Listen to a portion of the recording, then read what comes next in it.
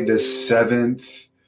This is Hannibal from the HannibalTV.com with a daily combat sports news update for you. Triple H, who is head of global talent strategy and development for WWE, as well as the senior producer for NXT, sold over $1 million worth of stock yesterday in WWE.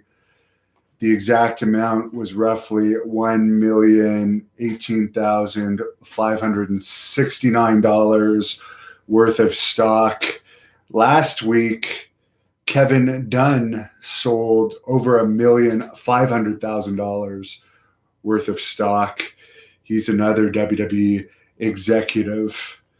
And also, WWE Senior Vice President Mark Kawhi sold about $176,000 worth of WWE stock. So we've been seeing Raw lose approximately 200,000 viewers every week. SmackDown on Friday hit an all-time low. Raw this week hit an all-time low. It seems like a lot of the higher-ups in WWE probably don't have much confidence in their product, which is having dwindling viewership as they are unloading large amounts of stock. And I can't say I blame him. One of my Patreons at patreon.com/thehannibaltv, known as Chillhead, has actually done some investigation of Fox programming in the last 10 years. And he brought up to me that all shows rated 1 and below haven't lasted past 3 seasons in the last 10 years. So with WWE only scoring about a 0.5, or sorry, they're even lower than that. I mean, WWE is scoring really low ratings. They were supposed to be getting a 1 on Fox, but they're getting extremely low ratings. And it's losing viewership every week. So they're only getting about half right now of the rating they're supposed to get in the 18 to 49 demographic. It'll be interesting to see if Fox ends up canceling WWE, because as Chillheads pointed out, in the past 10 years, the most a show that's lasted on Fox, according to his research, has been 3 seasons under a 1 rating. Billy Graham's WWE Hall of Famer and former world champion, his Legends contract with WWE runs out in September. I think they've released at least 1 toy of him while he's been under that contract and 1 shirt. They haven't used him for any appearances at all, even though he lives in Phoenix and they've done a lot of big events in Phoenix. They don't use him for anything. So he says he doesn't care whether or not they renew that or not. Former XPW wrestler Supreme passed away. Personally, I'm not a fan of the ultra-violent wrestling. I really hate it, so never saw much of him. XPW could definitely be a dark side of the ring topic. Dana White says there's a possibility that Stipe Miocic will be stripped of the UFC heavyweight title if he chooses not to return. Stipe has said he can't have a proper training camp during this pandemic, so he wanted to wait till things get back to normal for him to be able to start fighting again. However, Dana White is obviously trying to put some pressure on him here, saying he's going to strip him of the title if he doesn't fight soon. That's the main news of the day. I read the results of AEW and NXT. Nothing really jumped out to me of anything that interesting happening. If something did, you can write it in the comments. Some people did comment. I brought up yesterday in my updates, or actually my review of the UWF special on Herb Abrams' Dark Side of the Ring, which, by the way, I am doing a full Skype interview with former UWF booker Brian Blair tomorrow, where we're going to go into way more detail about the UWF. But I mentioned that Hulk Hogan used coke in the 80s, and who knows beyond that. Brutus Beefcake's another guy rumored to. But I mentioned the story about Brutus Beefcake getting caught with cocaine while he was working as a Subway teller or something in Boston. And people wanted to know more about that. Well, the Boston Herald reported this back in 2004. Beefcake checked himself into rehab after, I guess, he had left a bag of cocaine in the Subway booth he was working at, and a rider of the Subway thought it was anthrax. They ended up fearing that it possibly could have been a terrorist threat and evacuated the Subway.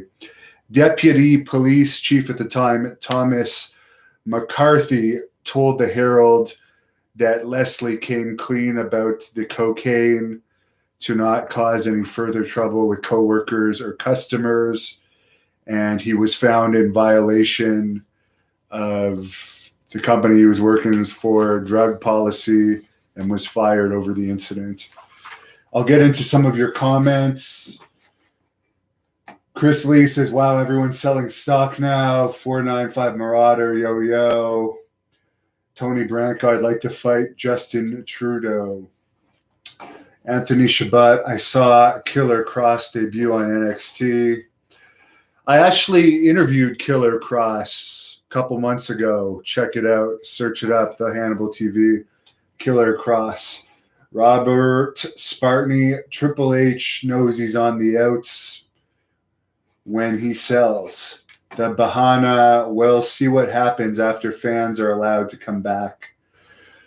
Well, I will say this. Ratings were declining before there was no fans in the arena. This may have accelerated it, but ratings have been declining for decades now, every year, and interest in wrestling has been declining. It's not cool to be a wrestling fan these days.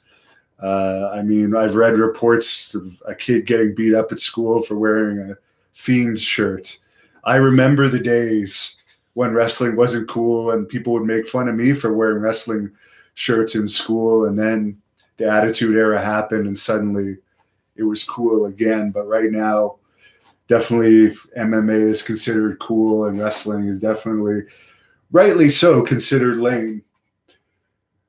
Biggest Richard Cranium said he'd pay to see me fight Trudeau. Well, I'm not really happy about this whole lockdown situation. I did mention I was unhappy about the gyms being closed yesterday, and somebody said I'm a whiner. Well, Gold's Gym has actually gone out of business, which sucks.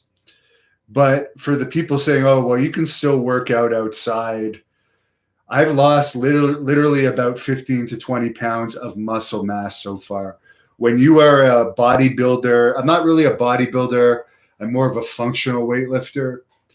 But when you're used to benching 400 or 500 pounds, squatting 6 or 7 plates, leg pressing countless plates, shoulder pressing hundreds and hundreds of pounds, you can't duplicate that at home. You can't maintain thick, good quality muscle mass working out at home unless you invest thousands in a home gym. I can do all the push-ups I want. It's pretty much impossible to keep the same muscle mass that I had.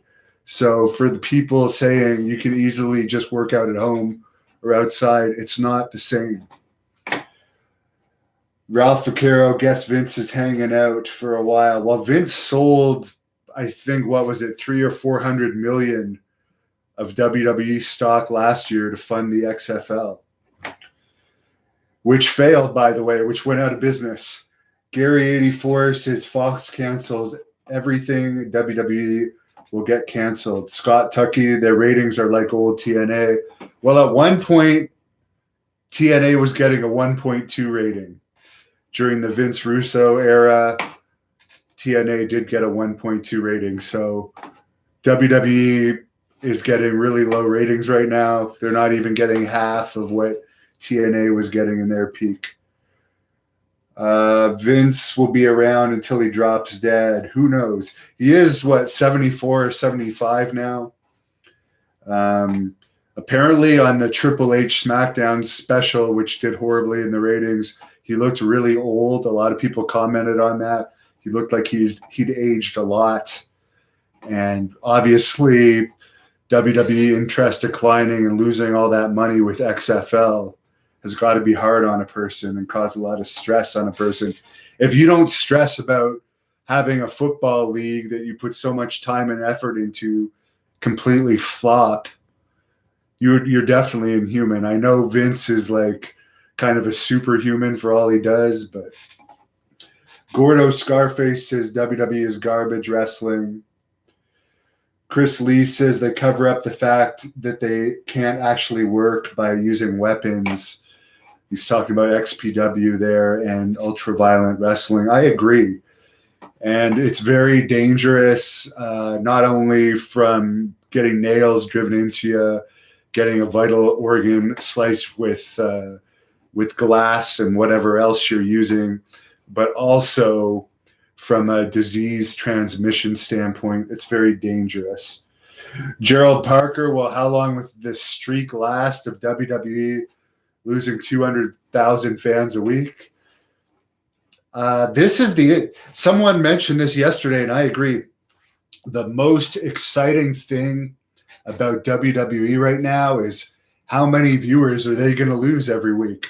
That actually interests me to watch this, because we always hear WWE brag about how great they are and how they're a big family, which is a load of bullshit, and all the great things that they do, all this anti-bullying stuff, when the backstage bullying in WWE is horrible and they claim to be anti-bullying. So I find it hilarious that they're losing so many viewers, and they've put out such a shit product year after year after year. I find this fucking hilarious. The virus has put Vince in a rear naked choke. Ismael NYC 600 says, Tony R, when Vince dies, they will have him stuffed. Somebody just tipped me $5. Nicholas Rogue just tipped me $5. Thank you, Nicholas Rogue. And he says, is WWE going out of business? No. They're not going to go out of business anytime soon. They have a lot of assets. They have a lot of content. They have a lot of revenue streams. They can downsize, or they could sell, but they will not go out of business. They're going to be around. They'll just downsize. C4P, everyone sees through WWE's shit now, and the empty arena shows really expose how awful their product and talent is. I'll add in the and talent part. Somebody mentioned to me earlier that the characters in WWE suck so much these days, and I agree on that. Big Beef 35, my thoughts on the Money in the Bank match coming up. Don't care about it. Chris Knuckles, if they were a family, that means so many would never be fired. Yeah.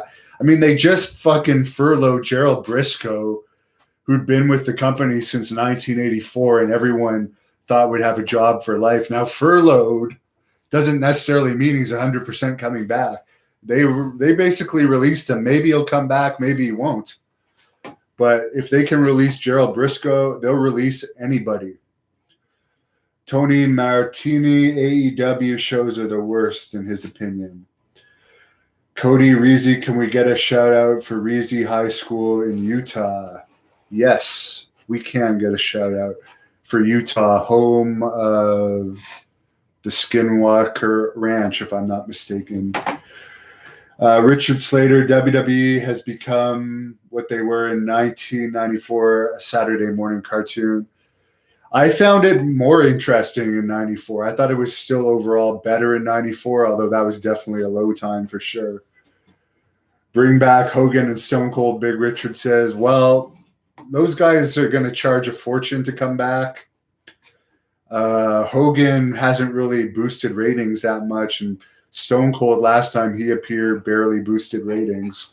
And I'm a Stone Cold fan, but how many times, whenever Stone Cold comes back, he just beats somebody up, drinks beer, Like, how many times can we see that? We don't see him in a match.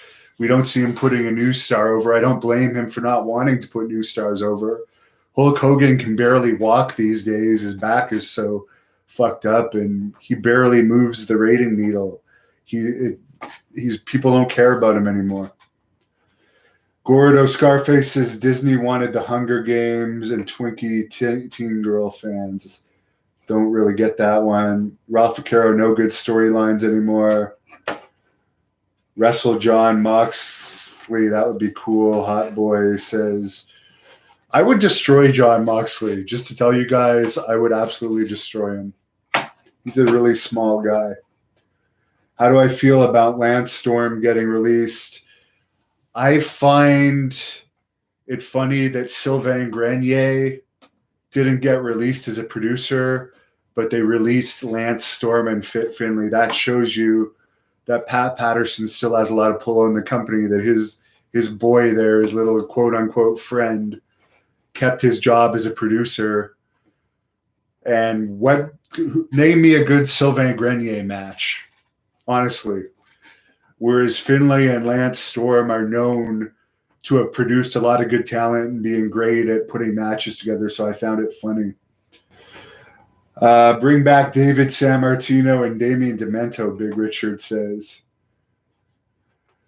Hogan should get a robotic knee and have one more world title run. I think it's his back that's the most fucked up. Pat loves them young boys, Mark says. Chris Lee, WWE is too scripted or overproduced.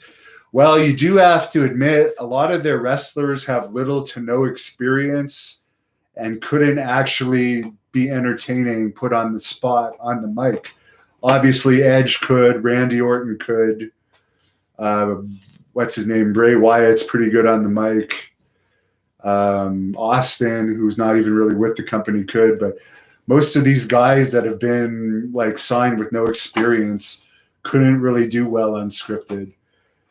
Mathis Bosfetti tipped me $2 and said he loved my Bill Anderson interview. Thank you. Well, that interview was actually 3 hours long. And it was very interesting. Very interesting, but I'm glad you liked that interview. Martial Law, what's my max bench right now? I do not know. I was benching nearly 500 pounds before this, back when I was 293 pounds, the last time I weighed myself at the friggin' gym. Now just doing push-ups for the last 2 months. I dread to see what I can bench press. The Dis and Hogan's back have fused together. He's fucked. Nasty 362 says. Miguel Lopez says they use Austin as a publicity stunt. Jason Maxley, my interviews have saved me during this lockdown. Thank you. And by the way, since the gym is closed and pretty much most of my friends I see at the gym, you guys are the main people I talk to. So thanks for talking to me. Donnie Drunkard says, love your stuff, man. Thank you. Hogan should be a manager. Stain Cormy says, well, as I said, the reason why they don't want to use Hogan as a manager is probably because he charges a lot of money and he probably isn't worth it for the ratings that he brings now. Yes, for the Saudi Arabia thing, they can afford him because they get millions of dollars for doing those Saudi Arabia shows, and they probably pay them a little extra for bringing in those guys. But on a regular basis, when Hogan doesn't move the ratings that much anymore, it's not worth it. Ian, the Daydreamer, where's Teddy Hart? He's on house arrest in Virginia. I believe he has a trial in July or August. He's got a lot of charges against him involving not only drugs, but domestic abuse. I've done a bunch of shoot interviews with him. They're online here. Don't really want to talk to him again. I'm not impressed with maybe if he cleans himself up. But right now, I have no interest in talking to someone with some of those charges. I've always hated domestic abuse, always hated it. From seeing it in bars, seeing it on a personal level, it really bothers me. I'm very much against it. What's my favorite interview that I've done? My interview with Dan Gable. Just because I have so much respect for him. PK Nexus, WWE would have been better doing less exposure during this pandemic. I agree. Stan Cormy, Teddy Hart flushed his career down the toilet. I agree. My dog wants to come up and say hi.